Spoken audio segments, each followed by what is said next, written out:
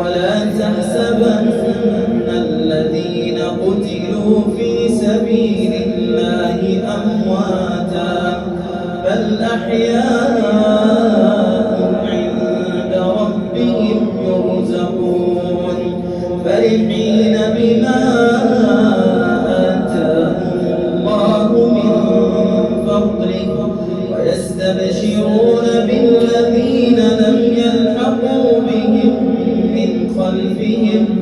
ألا خوف عليهم ولا هم يحزنون يستبشرون بنعمة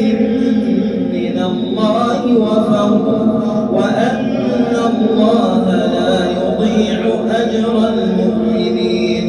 الذين استجابوا لله والرسول من بعد ما أصابهم القرح للذين أحسنوا منهم واتقوا أجر عظيم الذين قال لهم الناس إن الناس قد جمعوا لكم فاخشوهم فزادهم إيمانا وقالوا حسبنا الله ونعم الوكيل فانقلبوا بنعمة